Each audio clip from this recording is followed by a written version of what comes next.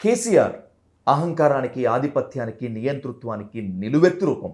ఎవరి మాట వినడు, ఎవరన్నా చెప్పాలని వస్తే పట్టించుకోడు. ఇది కూడా ఆయన మీద ఉన్నటువంటి విమర్శ.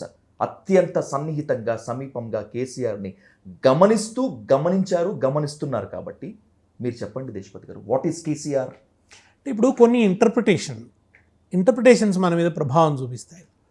మీరు మోడీ గారిని చూడండి, ఆయన ఏ కార్యక్రమానికి వచ్చినా ఆయన ఒక్కరే ఉంటారు ఫ్రేమ్లో, పక్కన ఎవరు ఉండొద్దు, ఆయన ఒక్కరే ఫోకస్లో ఉంటారు.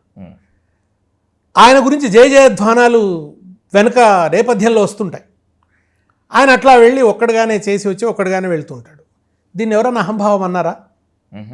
దీన్ని అహంభావం అన్నారు. కేసీఆర్ చూడండి, మీరు ఎప్పుడు జనంలో పడి ఉంటాడు.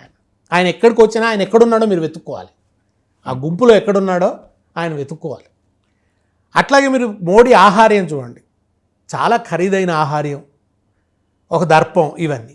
కానీ కేసీఆర్ ఆహార్యం చూడండి, చాలా సాధారణమైన ఇదిలోనే ఆయన ఉంటాడు. అయితే కొన్నిసార్లు ఆయన లౌక్యంగా కాకుండా కుండబద్దలు కొట్టినట్టుగా మాట్లాడతాడు. ఒక ఫ్రాంక్నెస్తో మాట్లాడతాడు, నిక్కచ్చిగా. అది అహంభావంగా ధ్వనిస్తుంది. అది తీవ్రమైన ఆత్మవిశ్వాసం కావచ్చు. ఆ ఆత్మవిశ్వాసంతో ఆయన చెప్పాడు. కొన్నిసార్లు యథార్థవాది, లోక విరోధి అని మీరు కుండబద్దలు కొట్టినట్టుగా చెప్పడం కూడా నచ్చదు. కొంచెం మప్పితంగా చెప్పాలి, కొంచెం మర్యాదగా చెప్పాలి. ఉదాహరణకి మొన్న ప్రెస్ మీట్లో మీరు ప్రధానమంత్రి అవ్వడానికి రేసులో ఉన్నారా అన్నారు. నిజానికి ఇప్పుడు ఆయన ప్రధానమంత్రి అవ్వడం అనేది కాంటెక్స్ట్ కాదు. ఆ స్థాయిలో ఇవాళ పార్టీ లేదు, ఆ కాంటెక్స్ట్లోనే ఆ క్వశ్చన్ లేదు. కానీ ఆ క్వశ్చన్ వచ్చినప్పుడు ఆయన ఏమన్నాడు, ఒక ఆత్మాభిమానంతో అన్నాడు, ఉంటే తప్పేంటి అన్నాడు. What is wrong? ఏం ఉండకూడదా?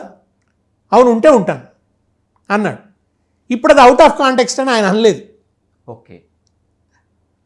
అది వినేవాళ్ళకి ఏమనిపిస్తుంది, ఈయనకు చూసావా ప్రధానమంత్రి కావాలనా అని.